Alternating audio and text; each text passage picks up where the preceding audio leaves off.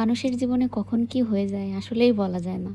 তৈরি করতে গেছিলাম চালের আটার রুটি, কিন্তু ব্যর্থ হয়ে ফিরে এসে আমরা লাস্ট তৈরি করলাম সেমাই পিঠা। মানে হয়নি, ভালো হচ্ছিল না, প্লাস অনেক বেশি হয়ে গেছিলো। এই জন্য কিছু রুটি বানিয়ে তারপরে ভাবলাম নষ্ট না করে এটা করা যায়। তো দেখেন দুজন মিলে শুরু করে দিয়েছি। যত শর্টে কটে করা যায় কাজ সেভাবে করছি আর কি। তারপরেও কিছুটা নষ্ট হয়েছিল। আর এদিকে রাইস কুকারে আমি দুধ জাল করতে দিয়ে ওগুলো করতেছিলাম। লাস্টে এগুলো হয়ে গেল, আর কিছুটা ফেলেও দিয়েছিলাম চালের আটা। তো তারপরে এই যে ভালো করে অনেক সময় জাল দিয়ে চিনি দিয়ে এগুলো দিয়ে দিলাম। আর যখন রান্নাঘরে একা একা রান্না করতে ভালো না লাগে, তখন আমার মনে হয় যে রান্নাঘরটাই আমি উঠিয়ে নিয়ে আসি।